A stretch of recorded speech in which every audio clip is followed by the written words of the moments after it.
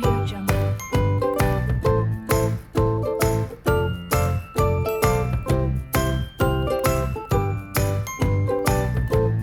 Audio Jungle.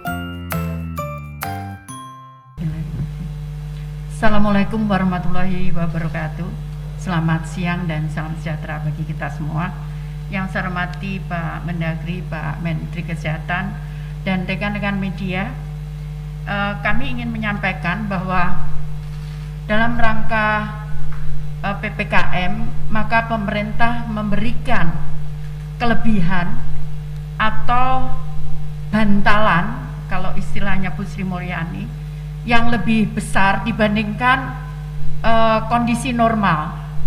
Kondisi normal, pemerintah memberikan dua jenis bantuan yang dikelola oleh Kementerian Sosial di luar kementerian yang lain, yaitu BPNT atau bantuan pangan non tunai atau kartu sembako yang melalui e-warung. Nah, dan PKH, program keluarga harapan, itu dalam kondisi normal. Kemudian pada saat COVID, maka pemerintah menurunkan bantuan sosial tunai. Kalau BPNT atau kartu sembako itu nominalnya per kepala keluarga itu Rp200.000.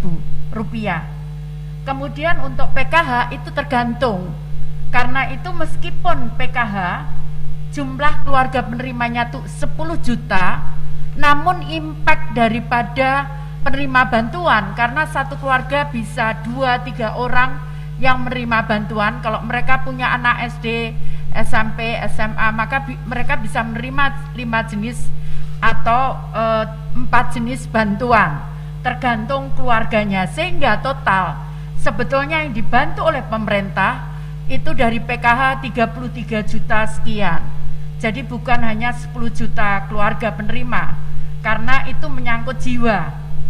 Kemudian bantuan sosial tunai pada saat awal 2021, karena diprediksi saat itu bahwa COVID akan selesai di bulan April dengan pertimbangan-pertimbangan bermacam-macam termasuk vaksin, maka kemudian bantuan sosial tunai yang diberikan kepada 10 juta keluarga penerima manfaat itu diberikan dalam 4 bulan.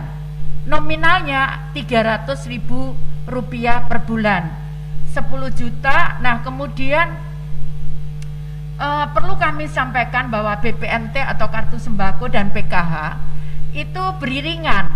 Jadi sebagian besar keluarga PKH, keluarga penerima bantuan PKH itu juga menerima bantuan BPNT atau kartu sembako.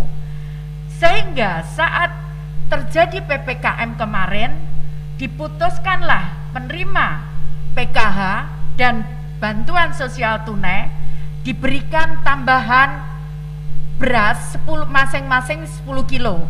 Jadi kalau kita hitung keluarga penerima PKH 10 juta, kemudian BST itu 10 juta, totalnya 20 juta, masing-masing menerima 10 kilogram beras.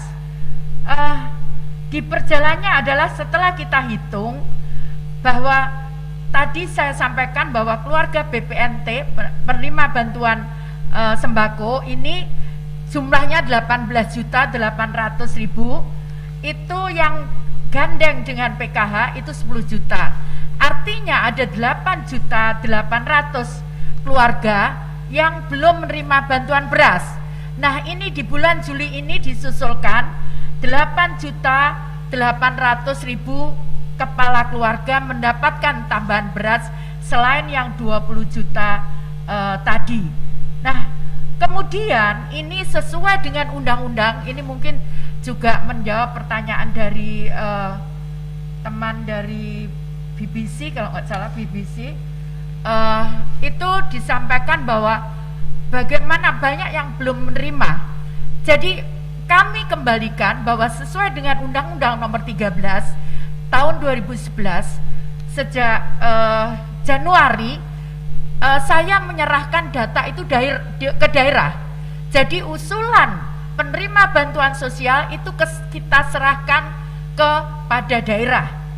Jadi kami tidak melakukan verifali. Jadi kami hanya cek, mencocokkan dengan data kependudukan. Oke, begitu cocok maka kemudian kita terima. Nah, jadi sesuai dengan undang-undang kita kembalikan very valid data itu ke daerah.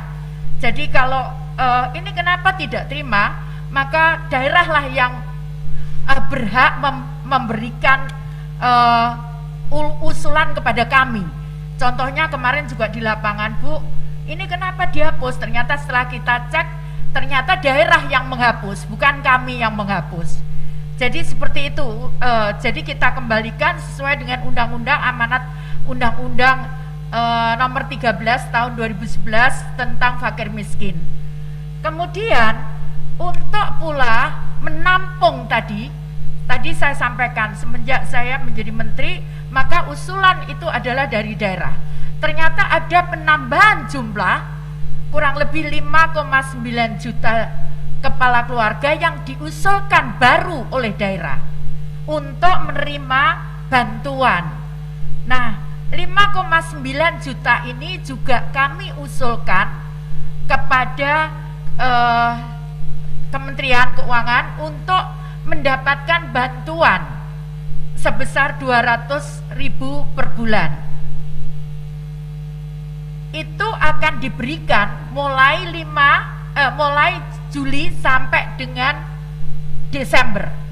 Jadi penerima bantuan BPNT tunai, bantuan pangan non tunai atau sembako itu totalnya 18,8 juta ditambah 5,9 juta baru sesuai usulan daerah.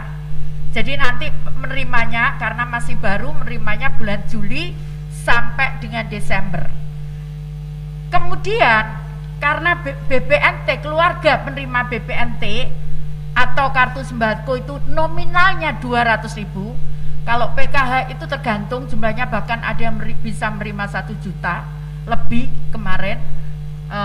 Itu tergantung item di dalamnya, ada lansia, ada disable, ada anak dan sebagainya. Nah, karena BPNT ini menerima hanya 200.000, maka akan diberikan tambahan selama 2 bulan, 2 kali, jadi 2 kali sebulan, 2 bulan, totalnya 2 bulan. Jadi mestinya dia hanya nerima 12 bulan, namun kemudian ditambah lagi 2 bulan, jadi 2 kali 200.000, sejumlah penerima 18.800.000. Itu yang bisa saya sampaikan. Kemudian ada pertanyaan, bagaimana menghindari supaya tidak terjadi ada case korupsi? Yang pertama kita lakukan adalah kami memperbaiki kualitas data kami. Jadi kami memperbaiki kualitas data kami untuk supaya lebih akuntabel, yaitu pertama kami mensinkronkan seluruh data yang ada di Kementerian Sosial. Nah, kemudian kita memadankan dengan data kependudukan, sehingga sempat kemarin saya sampaikan kita menidurkan 21 juta data karena ada ganda dan sebagainya. Pertama yang kita lakukan itu. Kemudian yang kedua adalah mekanismenya yang kita perbaiki. Kami mulai bulan Januari sampai sekarang kami menyalurkannya dalam bentuk transfer uang ke bank, dan kemudian warga bisa mengambil di bank. Nah, khusus untuk beras, pengadaan beras itu dilakukan oleh Bulog. Bulog langsung mengirim ke keluarga penerima manfaat, seperti itu. Jadi tidak melalui Kementerian Sosial, tapi Bulog langsung mengirim ke keluarga penerima manfaat. Kemudian yang ketiga, mudah-mudahan kita bisa launching nanti tanggal 17 Agustus. Kita akan mungkin teman-teman media menanyakan yang kasus kemarin, bagaimana kita bisa memperbaiki. Kita sudah siapkan software, kami dibantu oleh BI dan juga dalam pengawasan OJK, dibantu dengan teman-teman muda yang bekerja di sektor fintech dan e-commerce untuk menggunakan aplikasi Jadi nanti belanja bisa di mana saja, bukan di e-warung saja, tapi bisa di mana saja menggunakan fitur itu. Nah, bagaimana dengan kondisi yang di tempat-tempat yang lain? Nanti kita akan sesuaikan karena kami mempunyai pula bagaimana bisa mengakomodir meskipun handphonenya nanti masih jadul, sehingga nanti seperti pilih nomor 1 dan sebagainya. Nah, ini juga bisa memberikan dampak. Kita akan cut, jadi sesuai dengan perintah Bapak Presiden bahwa tidak ada lagi belanja untuk rokok, tidak ada lagi belanja untuk minuman keras. Maka dengan fitur itu maka kami akan bisa membatasi, tidak ada lagi belanja untuk, karena nggak bisa keluar uang bayarannya kalau itu digunakan untuk beli minuman keras ataupun beli rokok. Jadi seperti itu fitur yang akan kita buat. Seperti itu kira-kira. Jadi kemudian yang berikutnya pertanyaannya adalah,